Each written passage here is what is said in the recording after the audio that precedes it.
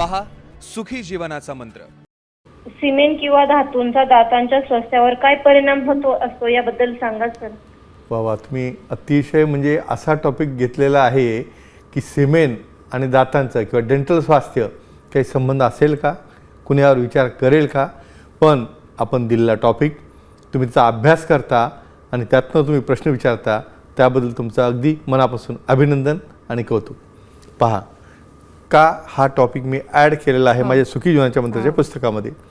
कोणाला त्या वीर्याचं घेणे देणं नाही, नॅचरली बनत असेल, अहो साधे डोळ्याचे टिअर्स आहेत, त्यामध्ये कंटेंट खारट लागतं बरेचदा, तुमची लाळ आहे, त्याच पद्धतीने आपल्या शरीरामध्ये 200 प्रोटीन असलेला अतिशय महत्त्वाचा घटक आहे दाताचं स्वास्थ्य सांगूया आपण।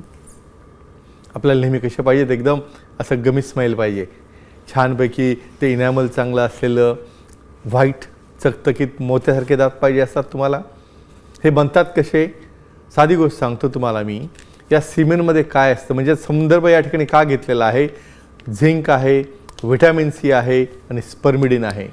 हे 3 घटक कुठल्याही प्रकारच्या त्या ठिकाणी जे आपलं टूथपेस्ट म्हणा किंवा कुठल्याही प्रकारचं तुम्ही जे पावडर वापरता त्यामध्ये प्रक्रिया करून बनवलेलं असतं, म्हणून त्यामध्ये झिंकचं प्रमाण जास्त असतं, व्हिटॅमिन सी जास्त असतं आणि त्याचबरोबर या ठिकाणी मेलाटोनिन जास्त असल्यामुळं या ठिकाणी त्याचं एनॅमल दातांचं मेंटेन राखलं जातं आणि अर्थातच त्या ठिकाणी चकाकी देखील येते।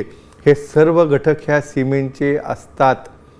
आता दुसरी बाजू मला हे सांगायची की या गोष्टी सर्व प्रोसेस केल्या जातात, त्यामध्ये की HIV किंवा एड्सचं इन्फेक्शन नाही हे पाहिलं जातं आणि ह्या रॉ मटेरियलमध्ये जो कंटेंट नॅचरली तुमच्याकडे आहे त्याचा जो तुम्हाला उपयोग करता आला तर अशा केसमध्ये परत सांगेन मी, पार्टनर, एकमेकाची कन्सेंट, एकमेकाची संमती, अशा पद्धतीने आपल्या शरीरात एवढे द्रव आहेत की ज्यामुळं तुमचं स्वास्थ्य हेल्दी निरोगी राहू शकतं।